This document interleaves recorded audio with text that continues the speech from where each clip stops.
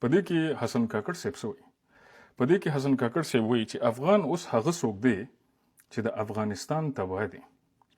د پښتونخوا پښتانه یا ډیری هم ځانونه افغانان ګڼي، خو د افغان دغه نوم د یو ځانګړي ولس له مفهوم نه ملي مفهوم ته تحول کړی دی. نو چې کوزي پښتونخوا سړي ته وایي چې ته افغان یې. افغانانو سلامونه مینه خې چارې سار به په خیر ان شاء الله ټول سره لوغ جوړ اوسئ. هیله لرم چې د ویډیو تر پایه ما سره پاتې شئ تر څو دغه کمې هویتي ستونزې چې راولاړې شوي دي په دې باندې لږ ذره رڼا واچوو. تاسو ته پته ده چې استخباراتي کړۍ لکه ISI هېڅکله په مستقیم ډول یا په مستقیم شکل باندې یو هیواد کې مداخله نشي کولی، د ملتونو په منځ کې مداخله نشي کولی، خو غیر مستقیم یا مستقیم د یو هیواد یا د یو ملت په منځ کې بعضې کړۍ ځان ته جوړوي، بعضې افراد اشخاص ځان ته ټاکي او د خپل شوم اهداف د هغوی په واسطه باندې مخکې وړي. مثلا نفاق اچوي، شقاق اچوي، بې اتفاقي اچوي او په مجموع کې اصلي هدف ته خپل ځان رسوي، هغه کورمنځي او خپلمنځي جګړې دي. که تاسو تاریخ وګورئ دا کارونه په کراتو باندې کړي دي او موږ تاسې تباه او برباد کړي یو. درنو ولسونو، زه به مستقیم په خپل موضوع باندې راسم، په هویت باندې. په نړۍ کې هویتونه په دوه کټګورۍ باندې تقسیمیږي، یو تاریخي هویت ده او بل چې د 18مې صدۍ نه را په دې خوا منځته راغی ملي، سیاسي او مدرن هویتونه دي.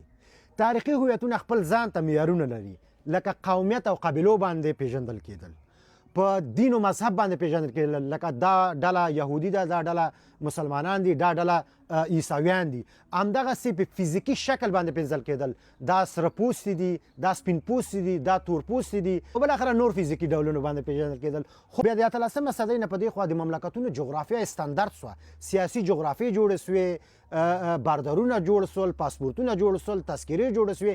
دلته ملي، سیاسي او مدرن هویت منځته راغی. چې زه بیا په لنډه توګه په یو څو مثالونه تاسو ته واضح کړم. کله ترکیې هیواد یو قومي او تاریخي نوم دی، ترکان، هغه قومي او تاریخي نوم یې په خپل هیواد باندې ایښی ترکیه. په داسې حال کې چې په دغه ترکیه کې لسګونه نور قومونه اوسېږي، عربان اوسېږي، چینایان اوسېږي، مختلف نور قومونه اوسېږي، خو دغه مختلف قومونه چې ترکان نه دي او په ترکیه کې اوسېږي خپل ځان ته مدرن، سیاسي او ملي هویت غوره کړی. مثلا د ترکیې هیواد یو تبع چې اصل کې عرب ده، امریکا ته راسي خپل درې هویته باید مشخص کړي. لومړی خپل شخصي هویت، وایي نوم مې عبدالرحمن ده، دی شو شخصي هویت. بیا خپل تاریخي هویت باید وایي، وایي زه عرب یم. بیا ورپسې خپل سیاسي او ملي هویت وایي، وایي زه ترکی یم. مثلا عبدالرحمن عرب ترکیه. یا یو تاجک راسي د افغانستان نه، څه وایي؟ وایي زما نوم احمد ده، تاریخي نوم مې تاجک ده قام باندې، او بالاخره سیاسي هویت مې افغان ده. همدغسې تاجکستان کې یو روسی ژوند کوي، همدغسې هالند کې یو عربی ژوند کوي، همدغسې په سلګونه نور نومونه تاسو ته اخیستی سم، لکه چین، جاپان، هندوستان، ازبکستان، ترکمنستان، همداسې ډېرې ډېرې ډېرې جرمني او دغسې آلمان.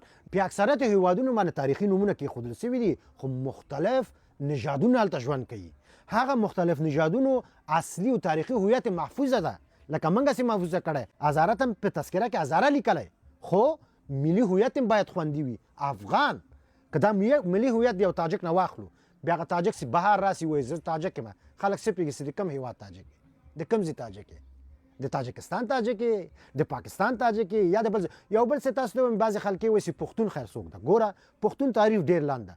پښتون باید په پښتو باندې وغږېږي، دا یو اصول.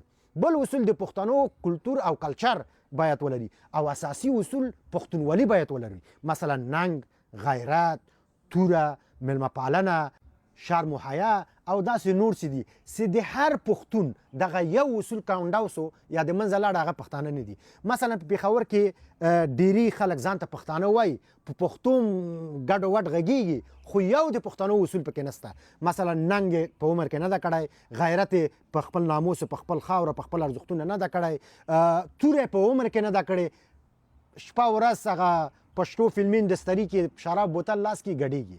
یا راځي ګوره بعضې وایي چې بله ورځ یو هلک د په نوم د حمزه صاحبزاده، ولاوې ما ته چا زنګ ووهه چې ته ولې پنجاب سره نه جنګېږي چې راځې دلته افغانستان باندې خبرې کوي. وایي ما ورته وویل چې پیسې راکړه. حمزه صاحب جنګېدل یوازې فزیکي نه وي، په خوله باندې مبارزه وکړه، په خوله باندې پنجاب نقد کا، د تیرا مسله حل نقد کا، همدغسې په دغه نورو قتلونه څه شوي، بېناموسیانو څه شوي، 100 رقم ارزښتونه څه د پښو لاندې مو شوي، دغه په خوله باندې مبارزه وکړه. په د امریکا کې ناستې وې که مه ورځه هلته. ګران افغانانو ډېر زیات متحده اوسئ، ډېر زیات احتیاط وکړئ. استخبارات یو رقم کار روان کړی دی، یعنې که موږ تاسو بیداره ونه اوسو، باور په خدای وکړه داخل په افغانستان کې به بیا کورمنځي جګړې وي. ګورئ زه تاسو ته یو څه ووایم ګران افغانانو، په دغه کور کې چې زه اوسېږم لومړی باید خپل کور خوندي کړم. که بیا قوي سم بیا دغه مکمله کوڅه خوندي کولی سم. که بیا ډېر قوي سم بیا مجبور یم مکمل کلی خوندي کړم. که بیا د حد نه ډېر قوي سم یو مملکت خوندي کولی سم. اوس دغه خلکو ته وګوره، خپل کورونه خوندي نه دي، پنجابیان په کورو باندې وراوړي، ناموس خوندي نه ده، ارزښت خوندي نه ده، عزت خوندي نه ده، خاوره خوندي نه ده. خپل خاوره باندې خپل بې عزتۍ باندې نه غږیږي، راځي زمونږ او تاسو منځ کې نفاق او شقاق اچوي. او یو شی تاسو ته ووایم، دغه زمونږ او تاسو یو تعداد تاجک وروڼه سره ولاړ سوي دي او بالاخره بې منطقې خبرې کوي، هغه استدلال ډېر ضعیفه ده.